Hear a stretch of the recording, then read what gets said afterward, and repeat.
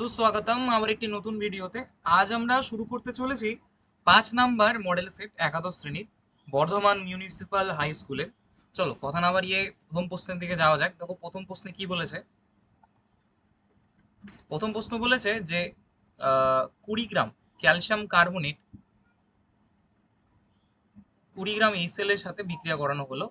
এইচটিপিতে carbon die oxide কত উৎপন্ন হয়েছে এবং উদ্বৃত্ত বিক্রিয়ক বলতে কি বুঝি। আচ্ছা, একটা বিষয় আছে এখানে, উদ্বৃত্ত বিক্রিয়ক বলতে কি বুঝি ওটা আগে জানতে হবে, তাই না? আগে ওটা আগে জেনে নিই। দেখো, উদ্বৃত্ত বিক্রিয়ক বলতে কি বোঝায়। উদ্বৃত্ত বিক্রিয়ক বলতে কি বোঝায় মানে এক কথায় তোমাদেরকে যদি একটা জানাই, ধরো কোনো বিক্রিয়ায়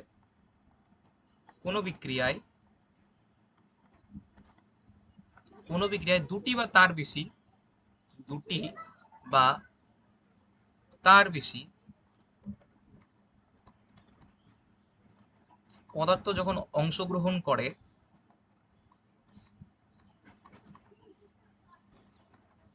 দুটি বা তার বেশি পদার্থ অংশগ্রহণ করে, ঠিক আছে, যখন আর যদি মানে যদি যদি একটি পদার্থের পরিমাণ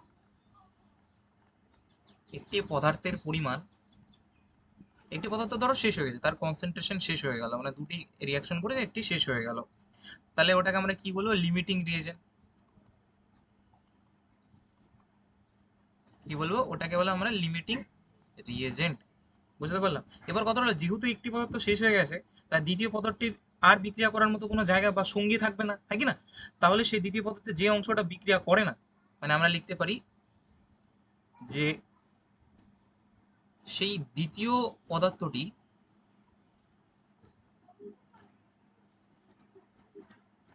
সেই দ্বিতীয় পদার্থটির যে অংশ বিক্রিয়া করে না, মানে দুজন রিয়াকশন করলে একজন শেষ হয়ে গেছে, আর একজন শেষ হয়ে যাওয়ার পর আরেকজনের অল্প অংশ বাকি আছে, আর ওই অল্প অংশ বিক্রিয়া করতে পারতেছে না, কারণ যার সাথে বিক্রিয়া করার কথা সে তো অলরেডি শেষ হয়ে গেছে কনসেন্ট্রেশন। আর যে অংশটা পড়ে রইলো, যেটা বিক্রিয়া করতে পারলো না, অর্থাৎ যে অংশটি বিক্রিয়া না করে পাত্রে থাকে, তা হলো উদ্বৃত্ত। আশা করি বুঝতে পারলাম, হ্যাঁ কি না? বুঝতে পারলাম, এটা জানানো দরকার ছিল, তাই আগে আমি জানিয়ে দিলাম যে উদ্বৃত্ত জিনিসটা কি আর লিমিটিং রিয়েজেন্ট জিনিসটা কি, ওটা আগে জানিয়ে দিলাম। এরপর আমরা ম্যাথে মানে নিউমেরিক্যালস আছি, সরি, চলো নিউমেরিক্যালসে যাই আমরা। দেখো নিউমেরিক্যালসে কি বলেছে। বলেছে 20 গ্রাম ক্যালসিয়াম কার্বনেট 20 গ্রাম এই সেলের সহযোগে যদি বিক্রিয়া ঘটানো হয়, তাহলে মানে সেক্ষেত্রে এসটিপিতে কার্বন ডাইঅক্সাইড উৎপন্ন কি হতো। আচ্ছা, আগে দেখি যে ক্যালসিয়াম কার্বনেট যে রয়েছে, আমরা যদি এই সেলের সহযোগে উত্তপ্ত করি, ঠিক আছে, হ্যাঁ কি না, তাহলে কি উৎপন্ন হবে? উৎপন্ন হবে CaCl2, এবং উৎপন্ন হবে আমাদের জল। কি উৎপন্ন হবে? CaCl2, আর উৎপন্ন হবে জল, এবং তার সাথে সাথে উৎপন্ন হবে কিছু পরিমাণ কার্বন ডাইঅক্সাইড। ঠিক আছে, এবার বিষয়টা হলো এদের যদি আমরা আণবিক ভর দেখে নিই। দেখো এর আণবিক ভর হলো 100 গ্রাম/মোল আসে, হ্যাঁ কি না? আর যেহেতু এখানে এইচসিএল এর ব্যাপার আছে, আর এগুলো বাদ বাকি কোনো ব্যাপার নেই, তাহলে আমরা এইচসিএল এর আণবিক ভর বের করবো। এইচসিএল আণবিক ভর কত হয়? 36 পয়েন্ট সামথিং, তাই কি না? কিন্তু এখানে যদি ক্লোরিন দুটো রয়েছে, তাই আমরা সমতা বিধানের জন্য এখানে 2 বসে নিব। এবার কত হলো? তাহলে 2 গুণন 36 পয়েন্ট কত বললাম? 5। তাহলে এটাকে যদি গুণা করি, তাহলে 73 আসতেছে সামথিং, হ্যাঁ কি না? তাহলে আমরা কি লিখতে পারি যে 1 মোল ক্যালসিয়াম কার্বনের সাথে বিক্রিয়া করে 2 মোল এইচসিএল, তাই না? কারণ এটাই হলো 1 মোল, তার গ্রাম আণবিক ভরই হলো তার 1 মোল, তার মানে 1 মোল ক্যালসিয়াম কার্বনেটের সাথে বিক্রিয়া করে 1 মোল ক্যালসিয়াম কার্বনেটের সাথে বিক্রিয়া করে কত মোল বা আমি যদি ভরও দিতে পারি, 2 মোল বিক্রিয়া করে, তাই না? আমার নিজে যদি ভর নিতে তাহলে 73 গ্রাম, তাই না, এইচসিএল দরকার। এবার বিষয়টা হলো, তাহলে 20 গ্রামে কত, যেটা আর কি বলেছে কোশ্চেনতে, 20 গ্রামে কত, মানে এখানে 1 মোল বলতে আমরা কত নিই? 100 গ্রাম, তাই না বেটা? তাহলে এখান থেকে একে কত হবে, মানে 73/100, আর তোমার 20-তে কত, হ্যাঁ কি না? এবার বিষয়টা হলো যে আমাদের কি বের করতে বলে সেটাও দেখতে হবে। আমাদের বের করতে বলেছে হলো কার্বন ডাইঅক্সাইডের আয়তন। তাহলে সেক্ষেত্রে আমাদের এই ইকুয়েশনটা না নিয়ে আমাদের কি লিখতে হতো সেটা আর কি লিখি। এটা অন্তত বুঝতে পারলে ওটা বোঝানোর জন্য লিখলাম, বাট আমাদের আসলে কোশ্চেনে যেটা চেয়েছে তার উপর ভিত্তি করে আমাদের লিখতে হবে। তার মানে এখানে লিখতে পারি যে কি 20 গ্রাম ক্যালসিয়াম কার্বনেট এর সাথে বিক্রিয়া, যেটা বলেছে কোশ্চেন বিক্রিয়া করতে প্রয়োজন,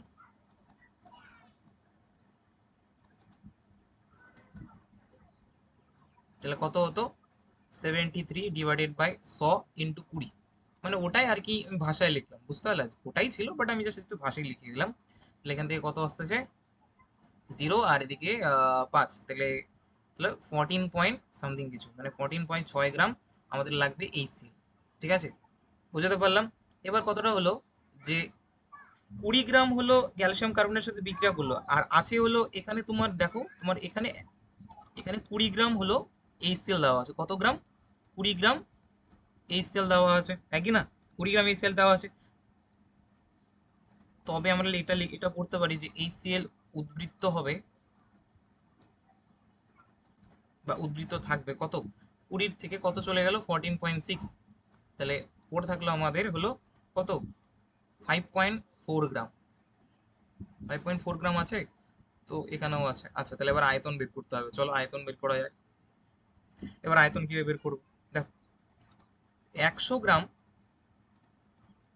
calcium carbonate এসটিপিতে carbon die oxide gas উৎপন্ন করে কত আমরা জানি 22.4 লিটার, সবাই জানি এটা। 1 গ্রাম কত করতে পারে 22.4 ডিভাইডেড বাই 100। এবার 20 গ্রাম কত করতে পারে, তাহলে 22.4 ডিভাইডেড বাই 100 ইন্টু হলো 20, তাই কি না? তাহলে এটা আসবে, বোঝা যাচ্ছে, কেটে যাচ্ছে, পয়েন্ট আসলো 0, তাই না? তাহলে এখান থেকে আমরা লিখতে পারি কত হচ্ছে 44, আর এদিকে মানে 448, আর পয়েন্টটা থাকবে এখানে। ঠিক আছে, বুঝতে পারলাম? শূন্য শূন্য কেটে গেলে দুদিকে 100 দিয়ে ভাগ করলাম, ঠিক আছে। মানে 4.48 লিটার, তাহলে অ্যান্সার আসলো 4.48 লিটার এবং 5.4 গ্রাম হলো। এরপর দেখো এখানে একটা কোশ্চেন দিয়েছে, দ্বিতীয় কোশ্চেন বলেছে, কোশ্চেনটা হলো যে অক্সালেট আয়ন দেওয়া আছে, ম্যাঙ্গানেট আয়ন দেওয়া আছে, এবং KMnO4 এর তুল্যাঙ্ক ভর নির্ণয় করতে বলেছে। আচ্ছা বেটা, চলো KMnO4 এর তুল্যাঙ্ক ভর নির্ণয় করি। তার আগে MnO4 এর আমরা সমতবিধানটা বের করে নিই। দেখো MnO4 কনভার্ট হয়ে গেল Mn2+, এটা আমরা সবাই জানি, ঠিক আছে। এরপর বিষয়টা হলো এদের আমাদের ইলেকট্রন বিন্যাস মানে সমতা বিধান করতে হবে। ইলেকট্রন বিন্যাস বলছি, আমাদের কি করতে হবে, সমতা বিধান করতে হবে, তাই না? আচ্ছা, এখানে অক্সিজেন কয়টা আছে 4টা, তাহলে আমরা এখানে কয় অণু জল বসিয়ে দেবো, 4 অণু জল বসিয়ে দেবো, ভালো কথা। তো 4-এর দ্বিগুণ হলো 8টা, আমরা H+ বসাবো। এদিকে 8টা H+, এখানে একটা মাইনাস, তাহলে পড়ে থাকলো 7টা প্লাস, এখানে দুটো প্লাস। তাহলে আমাদের মানে তড়িৎ প্রশমতা বজায় রাখার জন্য এখানে কয়টা ইলেকট্রন দিতে হবে, 5টা ইলেকট্রন দিতে হবে, তো উভয় পক্ষে আর কি তড়িৎ প্রশমতা বজায় থাকবে। এবার আমরা যদি ইকুইভ্যালেন্ট ওয়েট বের করি, আণবিক ভর ডিভাইডেড বাই তোমার কত হবে 5, কারণ ইলেকট্রন এখানে কত দাঁড়িয়েছে 5 দাঁড়িয়েছে। এবার MnO4 মাইনাসের বা KMnO4 এর আমাদের কি বের করতে হবে, আণবিক ভর বের করতে হবে, তাই না? Divided by 5। আচ্ছা, পটাশিয়ামের হয় 39, ম্যাঙ্গানিজেরও 55, আর অক্সিজেন 4টা রয়েছে, তো 16 গুণন 4 ডিভাইডেড বাই তোমার 5, এটা আসে হলো 158 ডিভাইডেড বাই 5, তাহলে 3 31 পয়েন্ট সামথিং কিছু আসবে, দেখে বোঝা যাচ্ছে। তাহলে কত আসতে যে 31 পয়েন্ট, হ্যাঁ 6। চলো নেক্সট পরের দিকে যাওয়া যায়, পরের প্রশ্নের দিকে যাওয়া যায়। ঠিক আছে, একটু আমি চার্জে বসে দিই, দাও। ওকে, চার্জ হয়ে গেল। এবার চলো 3 নম্বর প্রশ্নের দিকে যাওয়া যায়। দেখো 3 নম্বর প্রশ্নে কি বলেছে, কোশ্চেনটাকে পড়ে নিই।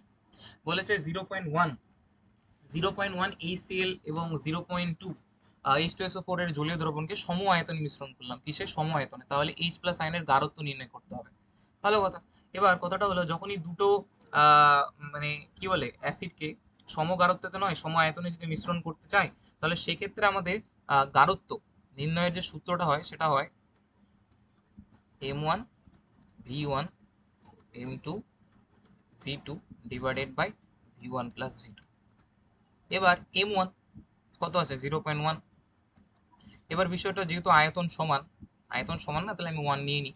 আর M2টা হলো 0.2, আর আয়তন সমান, তাহলে 1 প্লাস 1 তাহলে 2, তাহলে আসলে 0.1 প্লাস 0.2 ডিভাইডেড বাই হলো 2, তাহলে অ্যান্সার আসলে হলো তোমার কত, মানে 3 দিয়ে ডিভিশন করতে হচ্ছে, তাই না? তাহলে উত্তর আসবে হলো কত 0.15 M। আশা করে বুঝতে পারলাম। এবার বিষয়টা হলো যে আহ গাঢ়ত্ব তো বেরোলো, এবার কতটা সম আয়তনে যদি মিশ্রণ করা হয় তাহলে সেই ক্ষেত্রে এইচ প্লাস এর গাঢ়ত্ব কত। এবার এইচ প্লাস এর গাঢ়ত্ব চেয়েছে। এবার দেখো HCl এ এইচ থাকে একটা, আর H2SO পরে থাকে এইচ হলো দুটো। তো সেক্ষেত্রে কিন্তু আলাদা ইকুয়েশন আসতেছে, আসতেছে কি না? তো সেক্ষেত্রে আলাদা ইকুয়েশনটা কি হবে, যে আমাদের, আচ্ছা নতুন করে আবার করি। তো গাঢ়ত্ব কি হবে, নতুন করে মানে এইচ প্লাস এর গাঢ়ত্ব চেয়েছে না, এমনি তো গাঢ়ত্ব বেরোলো একদম সঠিক, একদম ঠিকই আছে। এবার এইচ প্লাস এর দিক থেকে যদি বের করি, কার উপর দিক থেকে, এইচ প্লাস এর দিক থেকে।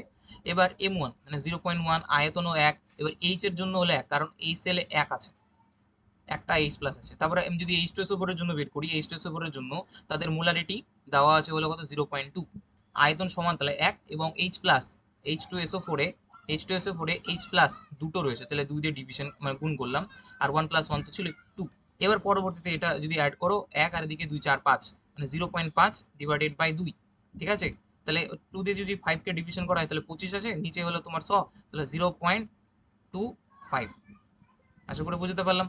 তাহলে বিষয়টায় আমাদের কি দাঁড়ালো, যে 0 পয়েন্ট কত আসলো, 25, মানে এই যে আমি পয়েন্টটা ওঠালি এখানে শূন্য আসলো, 1/4, তাই না? তো 0.25, ঠিক আছে, তাহলে উত্তর আসবে 0.25 হলো তার এইচ প্লাস এর গাঢ়ত্ব। ভালো কথা। চলো নেক্সট পরের প্রশ্ন দিকে যাওয়া যাক। দেখো কি বলেছে, বলেছে বামার শ্রেণীর প্রথম রেখার তরঙ্গ দৈর্ঘ্য বলেছে λ3, এর সঙ্গে লিমেন সারির প্রথম তরঙ্গ দৈর্ঘ্য λ1 যোগ করা হলো, তাহলে দ্বিতীয় রেখার তরঙ্গ দৈর্ঘ্য সংখ্যা। তাহলে এটা তো সোজা, মানে যেহেতু বলে দিয়েছে তাহলে H C λ2 is equal to H C divided by λ1 বা এইচ সি বাই λ3। যেহেতু বলেই দিয়েছে, যে কি বলে দিয়েছে দেখো, বলেছে দ্বিতীয় রেখার তরঙ্গ দৈর্ঘ্যের মধ্যে সম্পর্ক চাইছে। তার মানে বামার শ্রেণীর প্রথম তরঙ্গ দৈর্ঘ্য আর দ্বিতীয় লিমেন সারির প্রথম তরঙ্গ দৈর্ঘ্য অ্যাড করে দিতে বলেছে, করে দিলাম অ্যাড, কোনো সমস্যা নেই। এবার এটা আমরা পেয়ে গেলাম 1/λ2 সমান সমান 1/λ1 প্লাস 1/λ3। তাহলে সেক্ষেত্রে λ2 কত আসবে, এদিকে যদি উপর উপর গুণ করে দিই তাহলে দাঁড়ালো এটাও λ1 প্লাস λ3, তাই কি না? বুঝতে পারলে কি বুঝতে পারলে না? এবার বিষয়টা তাহলে অ্যান্সার আসতেছে এটা, এই একবারই বেরিয়ে গেল। নেক্সট পরের প্রশ্নে যাই। 3 নম্বর প্রশ্ন দিকে বলেছে, বলছে ব্রোমিনের মোট পি ইলেকট্রনের সংখ্যা চাইছে। আচ্ছা ঠিক আছে, চলো বের করা যাক। দেখো ব্রোমিন কি, ব্রোমিন হলো তার পরমাণু ক্রমাঙ্ক হয় কত, 35 হয়, তাই না? এবার বলেছে পি ইলেকট্রন, বলেছে মোট পি ইলেকট্রন। এবার তার জন্য তো গোটা ইলেকট্রন বিন্যাস করার দরকার নেই, না অত দরকার নেই, আমাদের খালি জানতে লাগবে ব্রোমিন কত নম্বর গ্রুপে আছে, 17 নম্বর গ্রুপে। তাহলে ইলেকট্রন বিন্যাসটা হবে NH2 NP5, মানে বাইরের কক্ষে 60টা বানাতে হবে। আর যেহেতু ব্রোমিন তোমার হলো কি বলে 3 নম্বর পর্যায়ে আছে, সরি 3 তো না, 4 নম্বর পর্যায়ে আছে, তাহলে ইলেকট্রন বিন্যাস হলো 4s2 4p5। তাহলে 4p5 এর আগে পি কোথা থেকে শুরু হয়, 2p থেকে শুরু হয়, দেন 3p আছে, তাই কি না? আর p তে 6টা ইলেকট্রন থাকে, আর এখানে 4p তে হলো তোমার 5টা ইলেকট্রন। তাহলে যদি অ্যাড করে দিই তাহলে কত আসছে, 6 6 12, 12 আর তোমার 5 17, তাহলে কত আসছে, যে 17টা ইলেকট্রন হয়ে গেল, একবারে করে দিলাম। নেক্সট, F6 এর কনফিগারেশনে সম্ভাব্য বিনিময় মিথস্ক্রিয়ার সংখ্যা। দেখো এটা যদি বের করো, মিথস্ক্রিয়ার সংখ্যা বের করার সূত্রটা হলো, মিথস্ক্রিয়ার সংখ্যাটা, এটা আমরা কার্বনের উপর ভিত্তি করে মানে বের করব, ঠিক আছে, কার্বনের উপর ভিত্তি করে। তাহলে C2 6, ঠিক আছে, তাহলে উত্তর আসলে নিচে 2 6, আর এদিকে তোমার কত ছিল, হ্যাঁ 6 তো, ঠিক আছে 6 তো নিলাম, 6 এর তাহলে একটা কম মানে n-1 অর্থাৎ 5, তাহলে আসলো হলো তোমার 3 15, কত আসলো 15, অ্যান্সার হলো তোমার 15। দেখো এটাতে অ্যান্সার হয়ে যায়, বাট আমি প্রত্যেকটাই করে দিচ্ছি, কোনো সমস্যা নেই। পরবর্তী কোশ্চেন, Fe3+ এর অযুগ্ম ইলেকট্রন। দেখো Fe3+ যদি বের করি, Fe হলো 26, তার ইলেকট্রন বিন্যাস হবে 3d6 4s2। এবার বলেছে Fe কত কত প্লাস, 3+ বলেছে, তাহলে 3টা ইলেকট্রন চলে গেল, পড়ে থাকলে হলো 5টা। তাহলে আমি যদি খোপ বানাই তাহলে সেক্ষেত্রে 1 2 3 4 5, 5টা ইলেকট্রন এন্টার করায় দাও, তাহলে অযুগ্ম ইলেকট্রন সংখ্যা কত, 5। বা তুমি যদি এইভাবে বের করতে পারো, কারণ ডি তে থাকে 10টা ইলেকট্রন, 10 থেকে যদি 5 বিয়োগ করো তাহলেও 5 বেরিয়ে যাচ্ছে, তুমি যেভাবে বের করতে চাও। তাহলে অ্যান্সার কত আসবে, 5, কত আসবে, 5। এবার পরেরটা দেখো, বলছে 6 × 10⁻15 হার্জ কম্পাঙ্ক বিশিষ্ট তরঙ্গে ন্যানোমিটারের তরঙ্গ দৈর্ঘ্য। চলো তরঙ্গ দৈর্ঘ্য বের করে দিতে। দেখো তরঙ্গ দৈর্ঘ্য ইকুয়েশন কি হয়, আমরা জানি যে lambda is equal to c/v, তাই কি না, তাই কি না, lambda is equal to c/v। এবার c হলো আলোর বেগ, 3 ইন্টু 10⁸ মিটার পার সেকেন্ড, আর ভিটা ছিল সম্ভবত 6 ইন্টু 10⁻15, যতটুকু মনে আসতেছে। এটা যদি ক্যালকুলেট করো তাহলে আসবে 0.5 ইন্টু 10⁻7 মিটার। ঠিক আছে, এবার জানি যে আমরা জানি 1 ন্যানোমিটার কত মিটার হয়, কত মিটার হয় 1 ন্যানোমিটার কত মিটার হয়, তাই না? এবার এটা কিভাবে বের করবো বলো? আচ্ছা, এটা তোমার মনে হয় যদি এটা কিভাবে আসলো, তাই কি না? দেখো, 3 দিয়ে যদি 6 কে কাটি তাহলে 3 দুগুণ 6 হচ্ছে, তাই কি না? এবার বিষয়টা 10⁸ আছে, আমরা করলাম 10 ইন্টু 10⁸ আছে কিনা, তো 10 ইন্টু 10⁻7 এইভাবে বানিয়ে নিলাম। তাহলে 2 দিয়ে আবার 10 কে যদি কাটি তাহলে 5 আসতেছে, তাই কি না? তাহলে 10⁻7 ছিল, আর এখান থেকে 10⁻15, তাহলে 7 7 চলে গেল, তাই কি না? তাহলে তাহলে পড়ে থাকতেছে হলো তোমার 10 হলো 8। এবার এখানে 10⁸ থেকে একটা শূন্য নিচে না লিখলাম আর 7 করলাম। এবার বিষয়টা হলো যে আবার 5 দিয়ে যদি 10 কে কাটি তাহলে কত হচ্ছে, 2। তাহলে 1 বাই, তাহলে উপরে থাকতেছে কি, তাহলে 1/2 ইন্টু 10⁻7। এবার 1 কে যদি 2 দিয়ে ডিভিশন করো তাহলে 0.5, আর 10⁻7টা মাইনাস চলে গেলো, তো সেইভাবে করলাম। এবার বিষয়টা এদিকে আসে, 1 ন্যানোমিটার কত মিটার হয়? ন্যানোমিটারে এন থেকে চলে আসতেছে 9, তাহলে আমাকে মনে রাখতে হবে 10⁻9 মিটার। তাহলে এটাকে যদি আমরা ন্যানোমিটার নিয়ে যাই, কারণ এটা মিটারে এসেছে, তাই না? এটাকে যদি ন্যানোমিটারে নিয়ে যাই তাহলে কত আসবে, 50 ন্যানোমিটার। কত আসবে, 50 ন্যানোমিটার। তাহলে অ্যান্সার আসবে হলো তোমার, দেখো সবগুলোই করে দিলাম। এবার তোমরা তো সবগুলো করবে না, তাই না? পরীক্ষা হলে তোমাকে একটা বা দুটো করে দেখতেই হবে যে, দেখো এখানে প্রথমটা পারলেই উত্তর হয়ে যাচ্ছে, তাই না? প্রথমটা ডি আসে তাহলে প্রথমটাই উত্তর শেষ, তাই কি না? দেখো, এরকম একটা বিষয়। তো পরেরটা দেখো, 2 নাম্বারটা কেউ যদি পারে তাহলে উত্তর শেষ। তুমি বোঝানোর জন্য আমি করে দিলাম। নাও, 4 নাম্বার বলছে কোবাল্ট 2+ এর অযুগ্ম ইলেকট্রন সংখ্যা বের করো। আরে বেটা, দেখো কোবাল্টের পরমাণু ক্রমাঙ্ক কত হয়? সম্ভবত 27 হয় মনে হয়, 27 তো হয় মনে হয়। কত হচ্ছে কোবাল্টের না, স্ক্যান্ডিয়াম দিয়ে দিয়েছে কি, তো দেয়নি। আচ্ছা, cobalt scandium, titanium, vanadium, chromium, manganese, লৌহ, কোবাল্ট, অর্থাৎ হলো 26। মানে কোবাল্টের কত হচ্ছে, 26। ভালো কথা। তাহলে এটার কি হবে, 3d64s2। তাহলে আমাদের কোবাল্ট 2+ চেয়েছে, তো সেক্ষেত্রে দুটো ইলেকট্রন যদি চলে যায় তাহলে কত থাকে, 3d6, তাই না? তাহলে 10 থেকে যদি মাইনাস করো, 10 থেকে যদি মাইনাস করো তাহলে কত আসছে, 4, তাই না? তাহলে ওইভাবে তো বেরোলো না বেটা, আমাকে কি করতে হবে, আমাকে ই দেখতে হবে, ডি এর থোপটা যদি দেখি আমরা, 1 2 3 4 5, 6টা, একটা দুটো তিনটে চারটে পাঁচটে, 6টা, তাহলে মোট থাকছে 4টা। বাট এখানে তো অপশনে নেই, কোবাল্টে কি 27 হয় নাকি অন্য কিছু হয়, সেটাও দেখতে হবে। 27 হয়, মানে 26 হয় না। আমাদের ওটাই ভুল হচ্ছিল, কোবাল্টে 27 হয়, তো সেক্ষেত্রে এখানে 7 হবে। তাহলে এখানে পড়ে থাকতেছে হলো শুধুমাত্র 7। তাহলে একটা ইলেকট্রন এন্টার হলো এখানে, তাহলে থাকলো 3। আমি ওটাই বলছিলাম 10 থেকে মাইনাস করে তো আসার কথা, মানে ডিতে 10টা ইলেকট্রন থাকে, 7 থেকে বিয়োগ করলাম তাহলে 3। তাহলে অ্যান্সার আসলো কত, 3। দেখো প্রথমটাতে অ্যান্সার বেরিয়ে গেল, কিন্তু এটাও তো বের করতে হবে না, এটাও তো বের করা শিখতে হবে, নাকি না? তো শিখিয়ে দিচ্ছি, কোনো সমস্যা নেই। দেখো, চৌম্বক ভ্রামক আমরা মিউ দ্বারা প্রকাশ করি। এটা নির্ণয় করার জন্য n ইন্টু n+2, যেখানে nটা হলো আর bm এটা হলো বোর ম্যাগনেটন, যেটা আর কি একক চৌম্বক ভ্রামকের। এবার বিষয়টা হলো যে n মানে কি, n হলো অযুগ্ম ইলেকট্রন সংখ্যা। এই অযুগ্ম ইলেকট্রন কত আসলো আমাদের, 3 আসলো। তাহলে 3 ইন্টু 3+1, 3+2 সরি, তাহলে কত আসলো, 5 ইন্টু 3 অর্থাৎ 15। তাহলে 15 এখন তোমাকে কি বের করতে হবে, রুট। আর রুট বের করে তোমাদেরকে শিখিয়েছি, হ্যাঁ কি না? রুট কিভাবে বের করতে হয়, দেখো 15 আছে, তো 15 এর আশেপাশে এমন একটা সংখ্যার মান নাও যার কি রুট হয় আর কি, যেমন 16। হ্যাঁ, এবার নিচে 2 নিয়ে 16-র যে রুট, রুট যার জন্য হয়, 4 4 যা 16, তাহলে 4 নিয়ে নাও। এবার তাহলে আমাদের চলে আসলো 4। তাহলে আমি কি করব, সরি এখানে তো গুণ হবে না, যোগ হবে। তাহলে কত দাঁড়ালো, 6 দিকে 5 10, 1 31, আর দিকে আসলো 8, তাই কি না? তাহলে 31কে যদি আমরা 8 দিয়ে ডিভিশন করি তাহলে কত আসবে, 3.87 বোর ম্যাগনেটন। তাহলে উত্তর আসবে 3.87। বুঝতে পারলে তো আমি এটা কিভাবে করলাম? এভাবে যে কোনো বিষয়ের আমরা রুট বের করতে পারি। ধরো আমি তোমাকে দিয়েছি হলো 26-এ, 26-এর রুট বের করতে হবে, তো সেক্ষেত্রে তোমাকে নিতে হবে 26 প্লাস 26-এর কাছাকাছি যে যার রুট হয় 25, 2 ইন্টু 25 যার জন্য হয় 5। তাহলে এইভাবে তুমি ক্যালকুলেট করতে পারবা।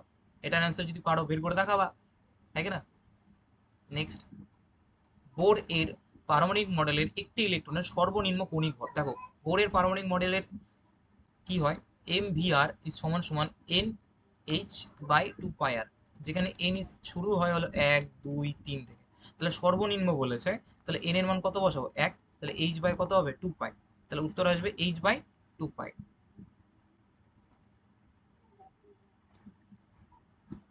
দেখো বলেছে ক্রোমিয়ামের ভূমিস্তরে যতগুলি কক্ষক এক বা একাধিক ইলেকট্রন দ্বারা পূর্ণ থাকে। আচ্ছা বেটা, এর জন্য তোমাকে ইলেকট্রন ম্যানেজ করতে হবে। ক্রমে দিয়েছে 24। এবার জানি যে 1:2, 2:2, 2p6 10 হয়ে গেল, 3:2, 3p6 18 হয়ে গেল। তারপর আমাকে বসাতে 3d-টা বসাতে হয়, তাই না? কারণ এনার্জি ওর কম। এবার 3d কত হবে? 5 এবং 4s হবে 1। 3d 5, 4s 1, ঠিক আছে। এবার হয়ে গেল আমাদের হয়তো 24 হয়ে গেল, হ্যাঁ কি না? এবার বিষয়টা ক্রোমিয়াম কিন্তু ইলেকট্রন, এদের ইলেকট্রনটা কিন্তু একটু ব্যতিক্রম টাইপের ইলেকট্রন বিন্যাসটা, বলেছিলাম কুকুর টাইপের, তাই না? ট্রিকটা ছিল কুকুর। আচ্ছা ভালো কথা, জানো। এবার বিষয়টা হলো তুমি যদি দেখো, কি দেখো, লিখে দিই। পূর্ণ ইলেকট্রন আছে এমন কক্ষক, এমন কক্ষক সংখ্যা, দেখো 1s আছে। এবার 1s এর একটাই অরবিটাল হয়, তাই কি না? তাহলে 1 × 1s প্লাস 2s এর একটাই হয়, 2s। 2p, p তো px হয়, py হয়, pz হয়, মানে তিনটে। তাহলে 3 × 3, 2p প্লাস 3s এর জন্য একটা হয়, আবার 3p আছে, আবার 3 × 3p প্লাস d হলো 5টা হয়, 3 × d, আবার s হলো একটা হয়। তাহলে মোট কয়টা হলো যোগ করে দেখো তো? 1, 2, 3, 4, 5, 6, 7, 8, 9, 9 আর 5 14, 14 আর 1 15। তাহলে উত্তর হবে 15টি কক্ষক এক বা একাধিক, এক বা একাধিক ইলেকট্রন দ্বারা। যদি স্পেসিফিক ভাবে বলে দিত একটা, তাহলে আলাদা বিষয় ছিল। দুটাই বলেছে এক বা একাধিক, তাহলে অ্যান্সার 15 আসবে। নেক্সট বলছে ক্লোরিনের কতগুলি ইলেকট্রন n+1 l, মানে n+l 3 এই সম্পর্কটি মেনে চলে, ঠিক আছে? তাহলে সেক্ষেত্রে আমাদের ক্লোরিনের কি জানতে লাগবে? ইলেকট্রন মানে বিন্যাস জানতে লাগবে। ঠিক আছে, চলো ক্লোরিন ইলেকট্রন বিন্যাস করি, হ্যাঁ কি না?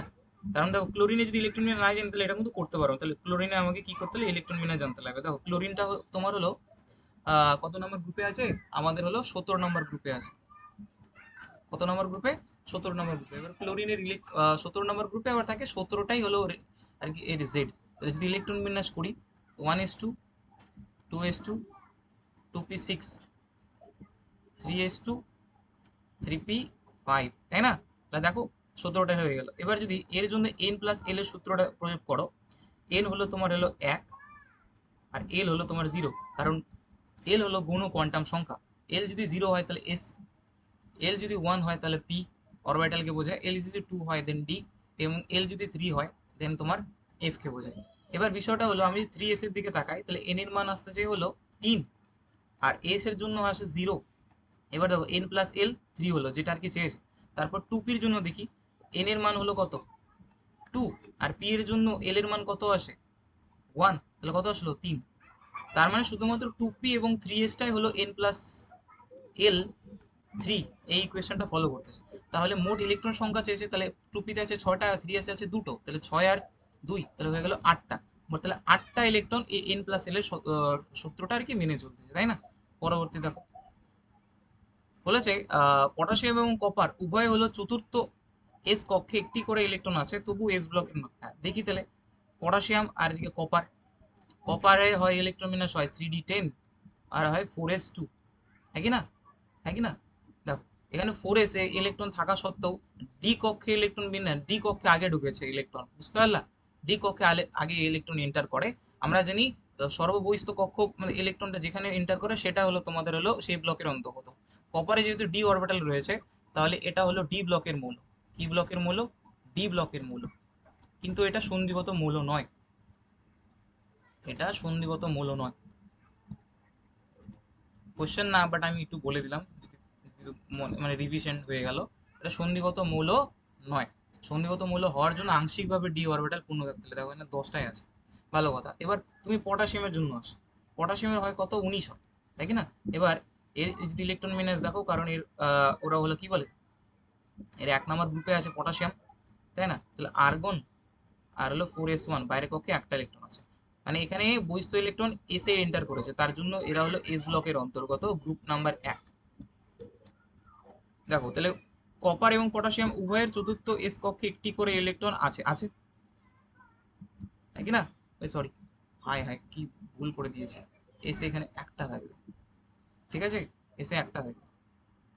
তাহলে সেক্ষেত্রে এস ব্লকের মূল্য নয়, হ্যাঁ এস ব্লকের মূল্য নয় তো, থাকা সত্ত্বেও কিন্তু এরা এস ব্লকের মূল্য নয়, কারণ কপারটা হলো ডি ব্লকের চলে গেল আর পটাশিয়ামটা হলো তোমার এস ব্লকের মূল।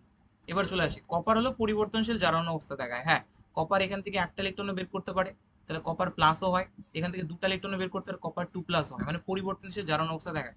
তার মানে প্রথম দুটাই হলো সঠিক, ঠিক আছে, কিন্তু ব্যাখ্যাটা না, ব্যাখ্যা না। তার মানে উত্তর হবে এ, বি উভয় সঠিক কিন্তু আর এর সঠিক ব্যাখ্যা নয়। ঠিক আছে চলো নেক্সট। বলছে নিম্নের কোনটির ক্ষেত্রে প্রথমটির আয়নন শক্তি দ্বিতীয়টির তুলনায় কম হবে? চলো চেক করতে হবে তাহলে। আচ্ছা সোডিয়াম ভার্সেস আগে পটাশিয়াম গ্রুপ, সোডিয়াম আছে হলো 1 নম্বর গ্রুপে আর পটাশিয়াম 1 নম্বর গ্রুপে, তাহলে তো হয়ে গেল। আমরা জানি সোডিয়াম আর পটাশিয়াম, পটাশিয়াম নিচের দিকে থাকে, তো গ্রুপ বরাবর যদি উপর দিক থেকে নিচের দিকে যায়, আপ টু ডাউন যায়, সাইজ হলো বৃদ্ধি পায়, সাইজের সাথে আয়নেশন এনার্জির ব্যস্তানুপাতিক সম্পর্ক, তার যার সাইজ বেশি মানে পটাশিয়ামের সাইজ বেশি, তাহলে পটাশিয়াম তীর খাবে কার হাত থেকে? সোডিয়ামের হাত থেকে। তাহলে সোডিয়ামের এলো আয়নন এনথালপি বেশি, তাহলে বাট এখানে বলেছে যে প্রথমটির আয়নন বিভব দ্বিতীয়টির তুলনায় কম, তাহলে এটা তো ওটা হলো না, কারণ প্রথমটির আয়নন বিভব দ্বিতীয়র থেকে বেশি হলো। আচ্ছা নাইট্রোজেন আর সোডিয়ামের জন্য, অক্সিজেনের জন্য করি, নাইট্রোজেন ভার্সেস অক্সিজেন। আচ্ছা একটু দাঁড়াও, এরকম করি।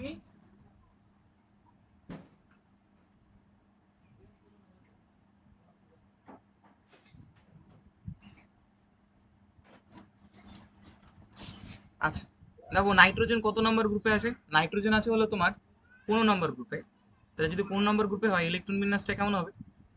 NH2 NP3। আর অক্সিজেন আছে 16 নম্বর গ্রুপে, তাহলে ইলেকট্রন বিন্যাসটা হবে NH2 NP4। এবার একটা বিষয় আছে দেখো, পিতে হলো 6টা ইলেকট্রন থাকার কথা, 3টে আছে, তার মানে অর্ধপূর্ণ রয়েছে। এবারে অর্ধপূর্ণ থাকার কারণে এখান থেকে ইলেকট্রন বের করতে তুলনামূলকভাবে আয়নেশন এনার্জি জ্যাদা লাগবে, তার মানে প্রথমটি আয়নেশন এনার্জি জ্যাদা অক্সিজেনের কম, তাহলে আবার একই কথা হয়ে গেলো, নাইট্রোজেনের জ্যাদা অক্সিজেনের কম, বাট আমাকে বলেছে প্রথমটার আয়নেশন এনার্জি দ্বিতীয়টা থেকে কম হতে হবে। তাহলে বোরন আর বেরিলিয়ামের জন্য যাই, দেখো বোরন আর বেরিলিয়ামের জন্য, বোরন ভার্সেস বেরিলিয়াম, দেখো বোরন আছে হলো আমাদের 13 নম্বর গ্রুপে, ঠিক আছে, আর বেরিলিয়াম আছে হলো 2 নম্বর গ্রুপে, তাহলে সেই ক্ষেত্রে যদি ইলেকট্রন বিন্যাস করো NH2 হয়, আর এটার হবে NH NH2 NP1, তাহলেই তো 13 হবে। এবার দেখো NH2 সম্পূর্ণরূপে ফিল রয়েছে, হ্যাঁ কি না? তার মানে বিষয়টা আমি বুঝতে পারতেছি, এখান থেকে ইলেকট্রন বের করতে আয়নেশন এনার্জি আমাকে জ্যাদা লাগবে তুলনামূলকভাবে বোরন, তার মানে এখানেই অ্যান্সারটা হয়ে গেল যে দ্বিতীয়টার আয়নেশন এনার্জি জ্যাদা, প্রথমটার কম, তো প্রথমটা আয়নেশন এনার্জি দ্বিতীয়টার থেকে কম হতে হবে, তার মানে অপশন সি। নেক্সট, এটা তো ভাই বহুত বার করালাম তাই না? নেগেটিভ সব থেকে বেশি হবে, দেন হলো প্রশম, তাই না, দেন হলো তোমার পজিটিভ। আগে নেগেটিভটা খুঁজো, তার আগে বুঝতে হবে এটা আইসো ইলেকট্রন নাকি, মানে প্রত্যেকটার ইলেকট্রন সংখ্যা সমান নাকি। দেখো এখানে 3 আছে, তার 3 মানে 2 মাইনাস কে, তারপরে মাইনাস, তারপর কম প্লাস, তারপর দিশে প্লাস, হ্যাঁ তাহলে উত্তর হবে বি নম্বর, দেখে বোঝা যাচ্ছে এটা। পড়ো পরবর্তীতে 8 নম্বরে যাই। বলেছে ক্ষার ধাতু, বলে কি বলেছে যে ক্ষার ধাতুর তোমার হলো আর মধ্যে লিথিয়ামের হাইড্রেশন শক্তি সব থেকে বেশি, দেখতে হবে। আর বেরিলিয়ামের আয়নেশন এনার্জি অ্যালুমিনিয়াম থেকে বেশি, চার্জ বেশি। আচ্ছা চলো এগুলো সব এক্সপ্লেন করে মানে আমাকে দেখতে হবে তাই কি না? প্রথমটাতে আমি বলি, ওটার আগে তোমাদেরকে একটু ফাজান্স ল বলাতে চাই, যে ফাজান্স লতে কি বলেছে, বলেছে যে phi is equal to charge by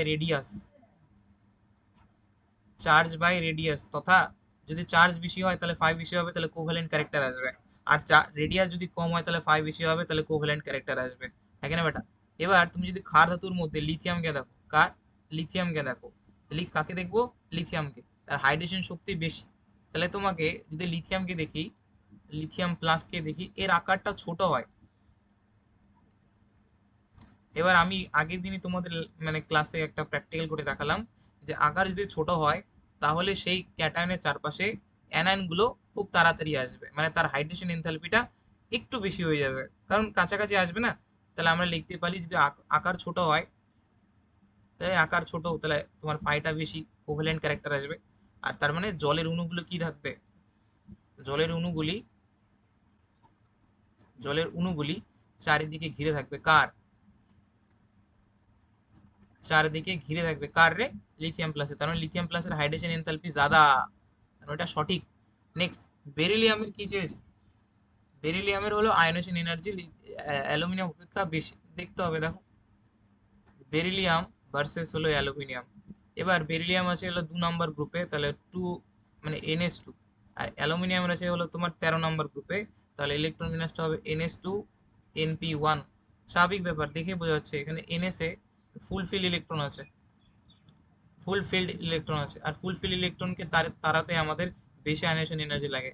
অর্থাৎ বেরিলিয়ামের আয়নেশন এনার্জি অ্যালুমিনিয়াম থেকে বেশি।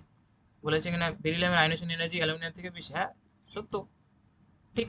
এবার নেক্সট বলেছে বেরিলিয়ামের চার্জ বা ব্যাসার্ধ অনুপাত অ্যালুমিনিয়াম অপেক্ষা বেশি। দেখো এখান থেকে বোঝা যায়, দেখো বেরিলিয়াম রয়েছে হলো Be2+, আর অ্যালুমিনিয়াম থাকে হলো Al3+। কারণ 13 নম্বর গ্রুপ 3টা ইলেকট্রন বের করবে, 2 নম্বর গ্রুপ 2টা ইলেকট্রন বের করবে, তাহলে চার্জ কার বেশি, অ্যালুমিনিয়ামের। এবার যদি চার্জ বেশি হয় তাহলে ফাই বেশি হবে, তাই কি না? তার মানে বলছে বেরিলিয়ামের চার্জ বা ব্যাসার্ধ অনুপাত অ্যালুমিনিয়াম অপেক্ষা বেশি। ধুর, অ্যালুমিনিয়ামের বেশি, দেখেই তো বোঝা যাচ্ছে চার্জ বেশি হবে। নেক্সট, বেরিলিয়াম এবং অ্যালুমিনিয়াম উভয় সমযোজী যৌগ গঠন করবে, হ্যাঁ একদম। কারণ একটু আগে তো বললাম যে ফাই সমান সমান চার্জ বাই রেডিয়াস, ফাই সমান সমান চার্জ বাই রেডিয়াস। যার চার্জ বেশি হবে আর তোমার রেডিয়াসটা কম হবে তার ফাই বেশি। আর যদি ফাই বেশি হয় তাহলে কোন ক্যারেক্টার ডেভেলপমেন্ট হয়, কোভ্যালেন্ট ক্যারেক্টার, ঠিক আছে। তাহলে আমাদের বেরিলিয়ামও হলো কোভ্যালেন্ট ক্যারেক্টার দেখাবে, বেরিলিয়াম 2+, এবং অ্যালুমিনিয়াম 3+ও কোভ্যালেন্ট ক্যারেক্টার দেখাবে, সমযোজী চরিত্র। তার মানে উত্তরটা হলো 1 1 2 4 1 2 4, অপশন অপশন বি। ঠিক আছে, পরবর্তী পেজে চলে যায়। চার মানে 14, বাপরে মাত্র এখন 14। লেডের দ্বিযোজ্যতা এবং বিসমাথের হলো ত্রিযোজ্যতার কারণ কি? আচ্ছা আচ্ছা, আগে দেখি।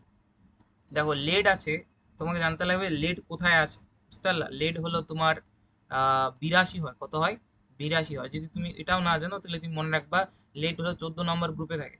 তাহলে যদি 14 নম্বর গ্রুপে থাকে তাহলে তোমাকে জানতে লাগবে NH2 NP2 হয়।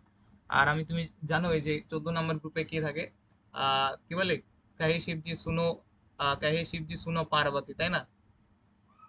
है कि ना बेटा? तो कहे शिव जी सुनो पार्वती, कहे 2 3 4 5 6, অর্থাৎ 6 নম্বরে আছে, 6 নম্বর পর্যায়ে আছে, তাহলে 6p2। আর পরবর্তীতে আমি যদি ইয়েতে যাই বিসমাতের জন্য যাই, তাহলে তার জেড আসে হলো 83। আচ্ছা ধরো না মনে থাকলো, তাহলে তোমাকে মনে রাখতে হবে 15 নম্বর গ্রুপ। কারণ তুমি জানো বিসমাত কোথায় রয়েছে, বিসমাত আছে নানা পাটেকার অ্যাসোরিয়া সব বিন্দাস, অর্থাৎ 15 বানাতে লাগবে। তাহলে NH2 NP3, 3 আর 2 5, তাই না? তাহলে এটা হলো 6 নম্বর পর্যায়ে আছে, তাহলে 6s2 6p3। এবার বিষয়বস্তুটা হলো, এবার এদের যদি তুমি দেখো, আমরা জানি যে কার আবরণ প্রভাব সব থেকে বেশি, এস এর। যত নিচের দিকে যাব আবরণী প্রভাব তত ঘাটিয়া হয়ে যায়, তাই না? মানে আবরণ করতে পারে না। এবার নিষ্ক্রিয় জোর প্রভাবের কারণে যারা নিচের দিকে থাকে তারা কম জারণ সংখ্যা দেখাতে চায়। তার মানে তাদের যে এস অরবিটালটা সেটা হলো নিষ্ক্রিয় হয়ে যায়, তাহলে উভয়ের এস অরবিটাল কি হয়ে যাবে, নিষ্ক্রিয় হয়ে যাবে। তাহলে সমস্ত দায়িত্ব ভার কার উপর নেমে পড়লো, এই 6p-র উপর। তাহলে 2টা ইলেকট্রন বেরিয়ে গেলে 2+ হবে, আর এখান থেকে 3টা ইলেকট্রন বেরিয়ে গেলে 3+ হবে। তো অত নিষ্ক্রিয় জোরের কারণেই 6s-টা নিষ্ক্রিয় হয়ে যায়, এবং তার জন্যই আর কি লেড দ্বিযোজ্যতা দেখায়, দেখো 2টা প্লাস, আর হলো বিসমাথ ত্রিযোজ্যতা দেখায়। তাহলে ডি সংকোচন না, আবরণী প্রভাব না, ইলেকট্রন বিন্যাস না, নিষ্ক্রিয় জোরের কারণেই জিনিসটা ঘটে। নেক্সট, সিগমা বন্ধন পাই বন্ধন অপেক্ষা শক্তিশালী, হ্যাঁ। কারণ সিগমা বন্ধনে হয় হেড অন কলিশন, কি হয়, হেড অন ওভারল্যাপ হয়। আর এই হেড অন ওভারল্যাপের কারণে ওভারল্যাপিংটা ভালো হয়।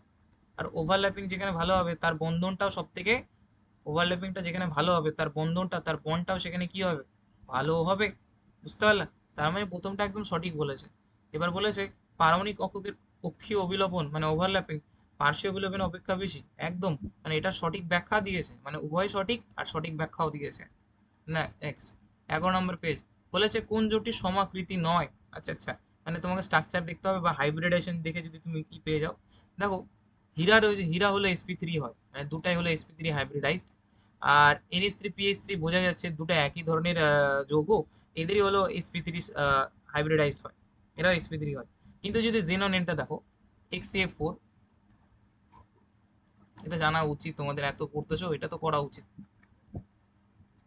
এরা হলো সামুদ্রিক বর্গাকার, বাট XCO4 এ যদি দেখাও তাহলে এরা হয় এমন টাইপের, অর্থাৎ টেট্রাহেড্রাল, চতুস্থলকীয়। তার মানে এরা হলো সমাকৃতি, মানে গঠন এক নয়। যদি তুমি না বের করতে পারো তাহলে প্রত্যেকটা হাইব্রিডাইজেশন বের করবে। আর হাইব্রিডাইজেশন বের করার নিয়ম তোমরা জানো, হাইব্রিডাইজেশন বের করার নিয়ম জানো তো, কি জেড দিয়ে বের করতে হয় তাই না, Z is equal to half কেন্দ্রীয় পরমাণু বাইরে কক্ষীয় ইলেকট্রন সংখ্যা প্লাস একযোজী পরমাণুর সংখ্যা নেগেটিভ যুক্ত পজিটিভ মাইনাস। ভালো কথা। নেক্সট উদ্বায়ী চেয়েছে। আচ্ছা উদ্বায়ীটা আমরা নিচের দিকে একটু ভালো করে করি, তার আগে এই কোশ্চেনটা তাহলে করে দিই, তাহলে ছোট আছে। বলেছে দ্বিমেরু ভ্রামকের মান সর্বনিম্ন বলেছে। দেখো BF3 এর আকারটা হয় এমন, আর এফ এর হলো তড়িৎ ঋণাত্মকতার কারণে বন্ধনের ইলেকট্রনকে নিচের দিকে টানবে, এও টানবে, এও টানবে, তাহলে তিনজন তিন দিক থেকে টানবে, কোনো নেট ডাইপোল মোমেন্ট এখানে আসবে না, অর্থাৎ এটা হয়ে যাবে জিরো। তার মানে জিরো যদি হয় তাহলে হয়ে গেলো সর্বনিম্ন, তাহলে হয়ে গেলো অধ্রুবীয় টাইপের। কেমন? অধ্রুবীয়, সব থেকে বেশি অধ্রুবীয় হবে। আর সর্বনিম্ন BF3টা, অ্যান্সার BF3। এবার উদ্বায়িতার কোশ্চেনে আসি। দেখো উদ্বায়িতা বলতে কি বোঝায়, দেখো এবার আমাকে বুঝতে হবে উদ্বায়িতা বলতে কি বোঝায়। উদ্বায়িতা বলতে বোঝায় যে অণুর ভিতরের যে বন্ধনটা না কম হতো, অণুর ভেতরকার বন্ধন কি, অণুর ভিতরকার বন্ধন কি, অণুর ভিতরকার, অণুর ভিতরকার যদি বন্ধন হয় মানে অণু নিজেদের মধ্যে যদি বন্ধন করে, তাহলে সেক্ষেত্রে তার উদ্বায়িতা কি হয়ে যায়, কমে যায়। অর্থাৎ নিজের সাথেই প্রেম করতে ব্যস্ত, যেটা আর কি সব থেকে ভালো। তাহলে উদ্বায়িতা কমে যাবে, তাহলে উবে যাবে না এক কথায়, মানে বাইরে আনলে ওরা উড়ে যাবে না। বুঝতে পারলা? বুঝলা কি বুঝলে না, মানে এক কথায়। এবার কিন্তু কোশ্চেনে এটা বলেছে যে উদ্বায়িতা সব থেকে বেশি, মানে উবে যাবে এক কথায়, সেটা হবে তোমার এই অর্থটা, অর্থ, এটাকে বলে স্যালিসাইলিক অ্যাসিড।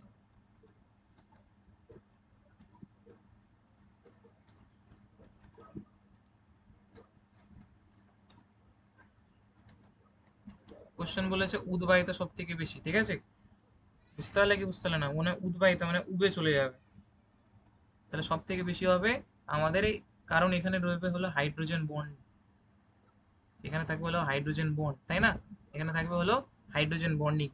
এটাকে বলা হয় ইন্ট্রামলিকুলার বন্ড, মানে নিজেদের সাথেই বন্ডিং তৈরি করতেছে। বাট আমি উপরে থেকে দেখি এটা হলো অর্থোনাইট্রোফেনল, সরি প্যারানাইট্রো, প্যারানাইট্রোফেনল বলতেছি, প্যারা হাইড্রোক্সি বেঞ্জোইক অ্যাসিড। এরা হলো পরস্পরের সাথে অন্ত আণবিক গঠন করে আণবিক ভর বৃদ্ধি করে দেবে, যার কারণে এর উদ্বায়িতা কমে যাবে। তাহলে এখানে উদ্বায়িতা সব থেকে বেশি হলো অর্থতে, মানে এক কথা যদি তুমি বলো ইনডাইরেক্টলি, তাহলে দাদা উদ্বায়িতা কার বেশি, সবগুলো যদি বলি সব থেকে বেশি বলে উদ্বায়িতা, যেখানে হলো সেলফ অবসেস যারা, মানে নিজেদের সাথেই বন্ডিং করতে আর কি অভ্যস্ত, যেমন তোমার বলতে ইন্ট্রামলিকুলার, যেখানে ইন্ট্রামলিকুলার বন্ধন দেখবা সে তার উদ্বায়িতা কি বেশি। বুঝতে পারলে? চলো নেক্সট। এটা আমি করাবো না, এটা ভাই তোমাদের বাড়ির কাছে, এগুলা কে করাবে, তুমি দেখতে পারো না এদের রিলে মানে জারণ সংখ্যা, সরি জারণ জেড বের করে দেখতে পারো না, স্টেরিক নাম্বার বের করে হয় কোশ্চেন। আচ্ছা I3 মাইনাস, এটাও করাই আচ্ছা ঠিক আছে, I3 মাইনাস আছে, এটাকে আমাদের এইভাবে লিখতে হবে I2 উপরে মাইনাস, কারণ আই হলো তোমার কেন্দ্রীয় পরমাণু, যদি জেড বের করো তাহলে হাফ থাকতেছে, পরে থাকতেছে হলো আই, আই হলো 17 নম্বর গ্রুপ, তাহলে আই, দুটা হলো একযোজী পরমাণু, মাইনাসের জন্য +1, তাহলে 10 থাকলো, 2 ডিভাইড করলাম তাহলে 5, হাইব্রিডাইজেশন হলো sp3d, তাই না বেটা? এবার যদি এদের আমি তুমি গঠন দেখো, গঠন বলতে কয়টা লোন পেয়ার আসবে, লোন পেয়ার আসবে দেখতেই পাচ্ছ, এখানে দুটো রয়েছে, এখানে 5, তাহলে 5 থেকে যদি 2 বিয়োগ করি তাহলে 3টে লোন পেয়ার আসবে। এবার যে গঠনটা দেখো, সমস্যা, 3টে লোন পেয়ার ভিতরের দিকে আর বাইরে হলো দুটো আই, তার মানে এটা হয়ে গেল আই শেপ, বা তুমি নিতে পারো হলো সরল রৈখিক, কি নিতে পারো, সরল রৈখিক, আছে অপশানে, আছে sp3d সরল রৈখিক। নেক্সট বলছে এম এন, এন পরমাণু আছে সিসিপি ক্লাস গঠন করে চতুস্থলকীয় ফাঁকা জায়গার 1/3 অংশ এম পরমাণু অধিকৃত করে, ঠিক আছে চলো।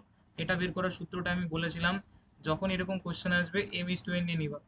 এবার তোমাকে বলেছে এম আছে হলো চতুস্থলিকে ফাঁকা জায়গা, চতুস্থলিকে ফাঁকা জায়গার সংখ্যা হলো n, আর এখানে আমি জানি না, তাহলে আমরা ধরে নিব শুধুমাত্র n। চতুস্থলে ফাঁকা জায়গার 1/3 অংশ ভরাটকরণ রয়েছে, তাহলে আমরা নিয়ে নিব 1/3। ঠিক আছে, তাহলে এন এন এখান থেকে কেটে গেলাম, পরে থাকলো 2/3:1, থ্রিটা দিকে চলে গেল, তাহলে পরবর্তীতে আমাদের দাঁড়ালো 2:3। তাহলে অপশন আসলো m2n3। দেখি না, সোজা, খুবই সোজা, আমরা পড়েছি এই বিষয় m2n3 নাই এমা আছে m2n3। নেক্সট 14 নাম্বার দেখো। আরে বেটা খুব ভালো কোশ্চেন। এবার দেখো, তার নিচের আগে এটা করে দিই, বলে নিচের কোনটি ফ্রেঙ্কেল স্কট কি ত্রুটি দুটাই দেখায়, এজিবি আর দুটোই দেখায়।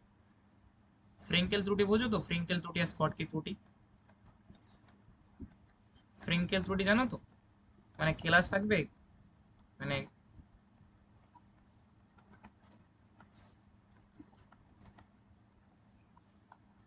ক্লাস থাকবে তাহলে কি করবে, মানে এক কথায় কোনো ক্যাটায়ন বা অ্যানায়ন, বুঝতে পারলা, যদি ক্যাটায়ন যদি এই অন্তঃস্থানিক জায়গায় আসে, একটা অ্যানায়নও একটা অন্তঃস্থানিক জায়গায় আসবে, তাহলে একটা ত্রুটি হয়, তাহলে এটাকে ফ্রেঙ্কেল ত্রুটি বলে।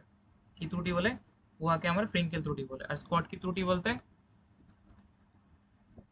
স্কট কি ত্রুটি বলে, মানে একটা ক্যাটায়ন যদি নিরুদ্দিষ্ট হয়ে যায়, ঠিক তেমনি অ্যানায়ন একটা নির্দিষ্ট হয়ে যাবে, তো শূন্যতাজনিত ত্রুটি আসবে, তাহলে এটা হলো আমি বলবো স্কটকি ত্রুটি। এজিবি আর দুটোই করে। আচ্ছা ঠিক আছে, পরবর্তী দেখো, তাহলে গ্রাফটা আমি এখানে নিচে আঁকিয়ে দিচ্ছি, কেন হচ্ছে সেটাও আর কি বলে দিচ্ছি, বুঝতে পারলে কেন হচ্ছে, কিসের জন্য হচ্ছে, সেটা আমি আর কি তোমাদের জানিয়ে দিই। দেখো, আমরা জানি পিভি সমান সমান হয় এনআরটি, তাহলে এন ইজ ইকুয়াল টু হয় মূল সংখ্যা, যেটাকে আমরা লিখতে পারি প্রদত্ত ভর বা আণবিক ভর আরটি। ভিটাকে আমরা এদিকে নিয়ে গেলাম, ভিটাকে এদিকে রাখতেছি, তাহলে হয়ে গেল, না, ইকুয়েশনে ভি কে এদিকে রেখেছে, ভি এর সাথে, তাহলে মানে ভি এর সাথে ইকুয়েশন করতে বলেছে, তাহলে আমরা নিব হলো ভিটাকে এদিকে রেখে দেবো, যেমন আছে তেমনটাই থাকুক, তাহলে থাকতে চাইলে হলো W R T by M, পিটা এদিকে চলে আসলো, তাহলে 1/p হয়ে গেল। উভয় পক্ষে লগ নিয়ে নাও, লগ নিয়ে থাকলে লগ ভি সমান সমান log W R T by M minus log. তুমি যদি যোগ করতে তাহলে লগ 1/p হতো, বাট পি চাই আমাদের, তো পিটা যদি উপরে যায় তাহলে মাইনাস আসছে, তাহলে এটা কার সাথে মানে কার সাথে লাগতেছে, y is equal two mx minus c, অর্থাৎ গ্রাফটা আসবে এমন। হ্যাঁ, ওই গ্রাফটা দেখো এমনই রয়েছে। এবার এখানে বিষয়বস্তুটা হলো দেখো, m1 মানে আণবিক ভর, এটা m মানে মাস না, m মানে এখানে আণবিক ভর বলেছি, তো আণবিক ভরের সম্পর্ক চেয়েছে। দেখো এখান থেকে করা যায়, নিচেরটা হলো m1 আর উপরেরটা দিয়েছে হলো m2। এবার বিষয়বস্তুটা হলো, এটা হলো, এটা হলো তোমার ইন্টারসেপ্ট, ঠিক আছে, এটা কি তোমার ইন্টারসেপ্ট, ইন্টারসেপ্ট বলতে এতটুকু কতটা ছেদ করেছে, এটাকে বলে ইন্টারসেপ্ট। আর এটাকে বলে ইন্টারসেপ্ট, এটা হলো m1 এর জন্য ইন্টারসেপ্ট এইটুক, আর m2 এর জন্য ইন্টারসেপ্ট এইটুক। এবার বিষয়বস্তুটা হলো দেখো, এই যে যে তোমার log W R T by M রয়েছে, এর মধ্যে যে তোমার এম মানে আণবিক ভর রয়েছে, যেটা যে এম দ্বারা প্রকাশ করছি আমরা, মানে এর মান বেশি কখন হবে বলো? এর মান তখনই বেশি হবে যখন এম এর মান কি হবে, কম হবে, কারণ এর উল্টা সম্পর্ক দেখতে পাচ্ছ এম নিচের দিকে আছে। এবার যদি তুমি বিষয়বস্তু দেখো, এই গ্রাফের দেখে ইন্টারসেপ্টটা বেশি, ইন্টারসেপ্ট যদি বেশি হয়, সরি ইন্টারসেপ্টটা এখানে বেশি, ইন্টারসেপ্টটা এখানে বেশি, আর ইন্টারসেপ্টটা যেখানে বেশি তার তার আণবিক ভরটা হলো m2, তার ইন্টারসেপ্ট যদি বেশি হয় তার আণবিক ভরটা কি হবে, কম হয়ে যাবে। আর এখানে যদি দেখো তুমি, এখানে ইন্টারসেপ্টটা কম m1 এর জন্য, ইন্টারসেপ্ট যেখানে কম তার m1টা বেশি হয়ে যাবে, তাহলে তুলনামূলক m1 কাকে তীর মারবে, m2টাকে। ভালো কোশ্চেন, ভালো কোশ্চেন। m1 কাকে তীর মারছে, m2টাকে, বুঝতে পারলা? নেক্সট,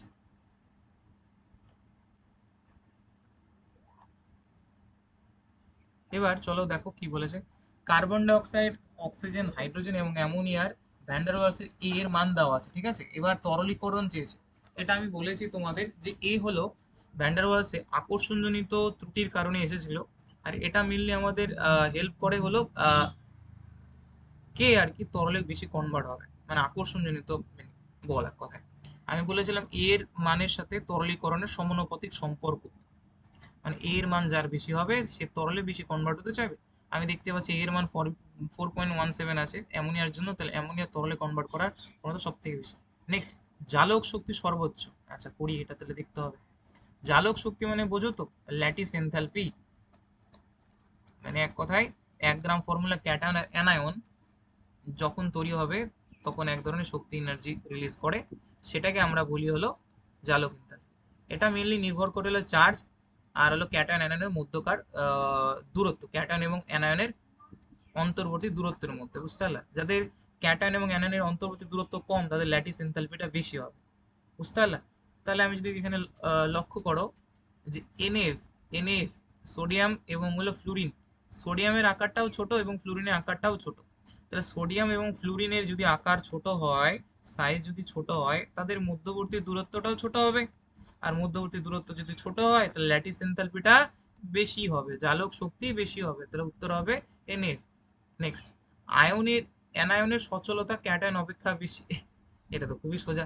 দেখো আমরা জানি যদি কোনো তরল অ্যামোনিয়াতে কি, তরল অ্যামোনিয়াতে যদি সোডিয়াম থাকে তাহলে সেই সোডিয়ামটা কি করে বলতো, মেনলি কি করে সোডিয়ামটা কি করবে, একটা অ্যামোনিয়েটেড ইলেকট্রন তৈরি করে।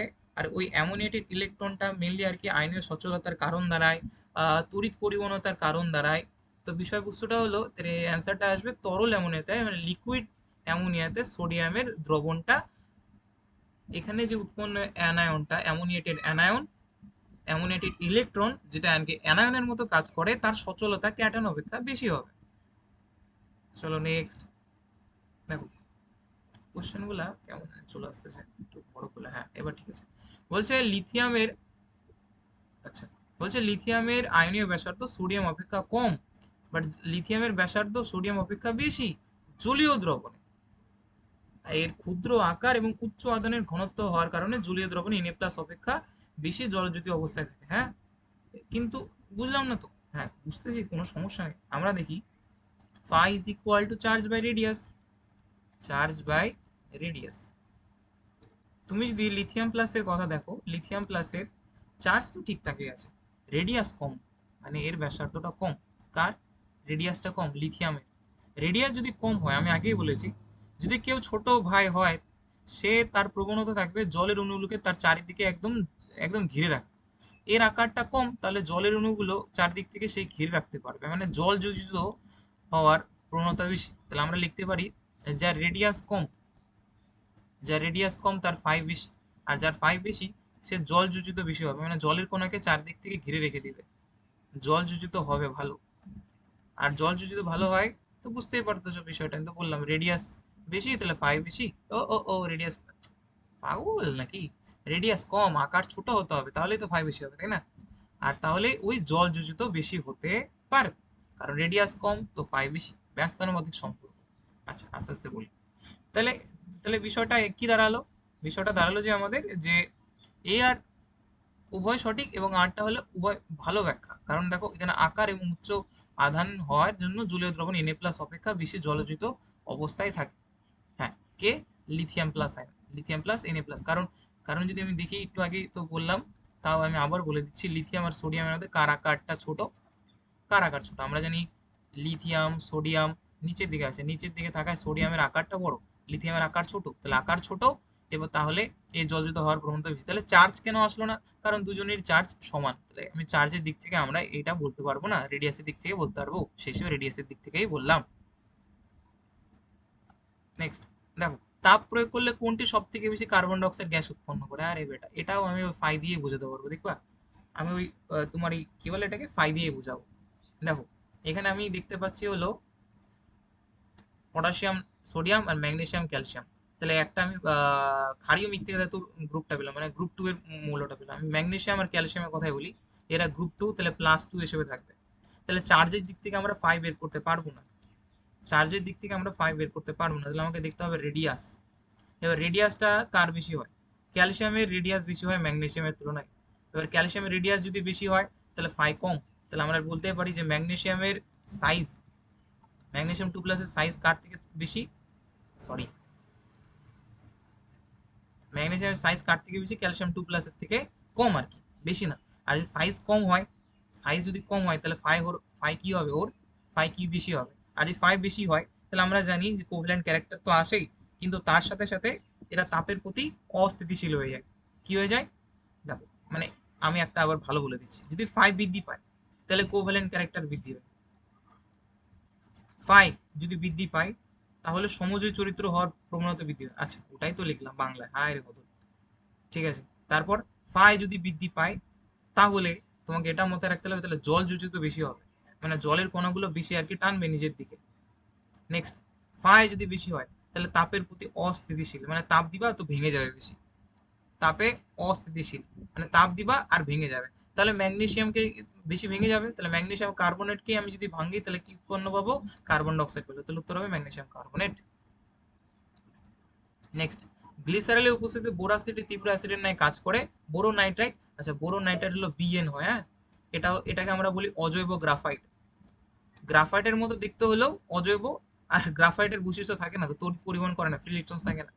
গ্লিসারলের OH এর সাথে বিক্রিয়া করে বোরাক্স, Na2B4O7, 10 জল, সম্ভবত আমি জানি না 10 কত হয়, তোমরা দেখে নিও। আর এরা তীব্র অ্যাসিডের ন্যায় কাজ করে, হ্যাঁ প্রথমটা সত্য, দ্বিতীয়টা ভুল। নেক্সট, B2H6, আরে বেটা দেখো দেখো B2H6 ডাইবোরেন, এরা হলো বানানা বন্ড ফর্মেশন করে, দেখতে কেমন হয়?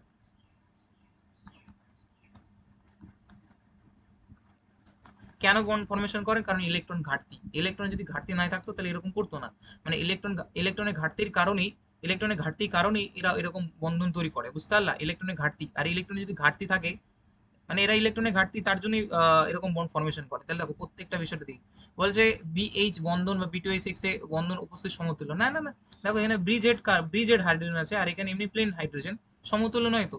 সবগুলো যদি ব্রিজেড হতো দেন আমি সমতুল্য বলতাম, বা সবগুলো যদি প্ল্যানার হতো সবগুলো তখন আমি সমতুল্য বলতাম না তো, কারণ ব্রিজেড আছে হাইড্রোজেন, তাহলে এটা সমতুল্য নয়। তাহলে প্রথমটা ভুল হয়ে গেল। দ্বিতীয়টা, B2H6 এর চারটি 3 সেন্টার 2 ইলেকট্রন, না 3 সেন্টার 2 ইলেকট্রন সিস্টেম তো দুটো রয়েছে, এই যে 3 সেন্টার 2 ইলেকট্রন সিস্টেম দুটো রয়েছে, কয়টি? দুটো রয়েছে, তার মানে এটা ভুল। নেক্সট, B2H6 এটা লুইস অ্যাসিড, লুইস অ্যাসিড কাদেরকে বলে? লুইস অ্যাসিড কাদেরকে বলে? যাদের মধ্যে ইলেকট্রন থাকে না আর কি, ইলেকট্রনের ঘাটতি থাকে, তাদেরকে বলে তারা ইলেকট্রন টানবে, অ্যাসিড আনবে। তো ইলেকট্রন যেহেতু ঘাটতি, এদের ইলেকট্রন ঘাটতি রয়েছে, তার জন্য এরা লুইস অ্যাসিড রূপে কাজ করে। একটু আগেই কিন্তু চিল্লাচ্ছিলাম লুইস ইলেকট্রন ঘাটতি। এটা কি সামতুলিক? না, এটা কোথায় সামতুলিক হচ্ছে, কোন সমতুল্য নয় তো, তাহলে সামতুলিক হবে না। আর BF3, তাহলে এটা ভুল। BF3 আর NaBH4 বিক্রিয়ায় B2H6 উৎপন্ন, হ্যাঁ এটা উৎপন্ন হয়, আর এটা তোমার সোডিয়াম আর কি বোরো হাইড্রেটে উৎপন্ন হয়, সরি বোরন ফ্লুরাইডে উৎপন্ন হয়, NaBF। তাহলে উত্তর আসলে তোমার কোনটি সঠিক? তাহলে সঠিক হলো তোমার 3 নাম্বার আর 4 নাম্বার, সঠিক, বাদ দিয়ে ভুল। নম্বর, কোনটির আদ্র বিশ্লেষণে সরলরৈখিক সিলিকন পলিমার তৈরি হয়? এটা আর কি বিষয়, যে সিলিকন পলিমারটা কি তোমাদের তো পড়ায়নি, এবার তোমাদের বললেও তুমি বুঝবা না, বাট তাও আমি আর কি চেষ্টা করতেছি বোঝানোর জন্য। দেখো, কোনটির আদ্র বিশ্লেষণে, এখানে অ্যান্সারটা তো হবে আমাদের সিলিকন ডাইক্লোরাইড, মানে ডাইমিথাইল ডাইক্লোরোসিলেন এক কথায় এর নাম। এটা যখন বিশ্লেষণ হয় তখনই আমার হলো ডাইহাইড্রো ডাইমিথাইল সিলা সিলানল তৈরি হয়, ওটা এক প্রকার পলিমার। নেক্সট, অ্যালুমিনিয়ামের ক্লোরাইডে সিএল, দেখো অ্যালুমিনিয়াম ক্লোরাইড বলতে Al2Cl6, এটা তৈরি হয় Al2Cl3 নিয়ে। এরাও হলো বানানা বন্ড ফর্মেশন করে, দেখো এমন তৈরি করে, একটু আগে যেটা করলাম ক্লোরিন অ্যালুমিনিয়াম। তাহলে এরা কেন করে? স্বাভাবিকভাবে এদেরও ইলেকট্রন ঘাটতি রয়েছে, তার জন্যই করে। ঠিক আছে, তাহলে দেখি কি কি। এর Cl সেতু বন্ধন তৈরি করে, হ্যাঁ একদম ঠিক, এই যে দেখো সেতু বন্ধন, bridge head carbon. Next, aluminium ক্লোরাইডের জৈব দ্রাবকে দ্রবীভূত হয় এবং লুইস খারের কাছে, এ ভাই লুইস খার না, লুইস অ্যাসিড, কারণ ইলেকট্রনের ঘাটতি রয়েছে না, এরা লুইস অ্যাসিড হিসেবে কাজ করবে, ঘাটতি না। তাহলে প্রথমটা সঠিক, দ্বিতীয়টা ভুল। লাস্ট আমাদের কোশ্চেন, ওরে বাপরে। আচ্ছা, বলেছে যে নিচের কোনটি সত্য বলেছে, SiH3N, আচ্ছা তাহলে এটা স্ট্রাকচার দেখতে হবে তোমাদের, দেখি। এন লোন পেয়ার থাকে, SiH3 তিনটে রয়েছে, SiH3 কটা রয়েছে? তিনটে, SiH3। এবার দেখো এই লোন পেয়ারটা সিলিকনের সাথে, এই যে সিলিকনের যে ভ্যাকেন্ট পি অরবিটাল থাকে, ভ্যাকেন্ট বলছি পি কেন, ডি অরবিটাল থাকে, ডি অরবিটাল গুলো যে রয়েছে, ডি অরবিটালের সাথে পি পাই, পি পাই এবং ডি পাই ব্যাক বন্ডিং এ চলে যায়, পি পাই ডি পাই ব্যাক বন্ডিং এ চলে যায়, পি পাই ডি পাই ব্যাক বন্ডিং এ চলে যায়, বুঝতে পারলা? একই না? তো এক কথায় তাহলে লোন পেয়ার আর তাহলে নাইট্রোজেনের কাছে থাকলো না। হ্যাঁ কি থাকলো কি? লোন পেয়ার যদি নাই থাকে তাহলে লোন পেয়ার কাউকে দিতে পারবে না, তাহলে সে লুইস অ্যাসিড হিসেবে কাজ করবে, লুইস ক্ষার হিসেবে কাজ করবে না। কারণ দেখো, এই লোন পেয়ার যদি কেউ নেয় তাহলে লুইস অ্যাসিড, লোন পেয়ার যদি কেউ দিয়ে দেয় তাহলে লুইস ক্ষার। যেহেতু দেখতে পাচ্ছি নাইট্রোজেনের লোন পেয়ার সিলিকনের ভ্যাকেন্ট ডি অরবিটালের সাথে পি পাই ডি পাই ব্যাক বন্ডিং এ চলে যায়, তাহলে লোন পেয়ার তোর কাছে থাকতে চাই না, তাহলে লুইস ক্ষার ওই না, ওই লুইস ক্ষার না। কিন্তু যদি তুমি নাইট্রোজেনের দিকে দেখো, নাইট্রোজেনের কার্বনের তো ডি অরবিটাল নেই, তাহলে ওরা ডি পাই ডি পাই ব্যাক বন্ডিং করতে পারছে না, তাহলে উপস্থিত লোন পেয়ারের কারণে তারা উপযুক্ত ক্ষার হতে পারে। হ্যাঁ, তাহলে আমরা লিখতে পারি যে NH3 হলো বলছে এরা এর ত্রিকোণ সমতুল্য এবং এটা অপেক্ষা বেশি ক্ষারীয় না, ভুল, NI টা বেশি ক্ষারীয়। তাহলে অপশনটা কি হবে তোমাদের? অপশনটা কি হবে? অপশন সি, ত্রিকোণীয় সমতুল্য ঠিক, কিন্তু NI অপেক্ষা কম ক্ষারকীয়। হ্যাঁ, ঠিক আছে। এবার হচ্ছে PbBF4 PbCl4 এর অস্তিত্ব আছে, কিন্তু PbBr4 PbI4 এর অস্তিত্ব নাই।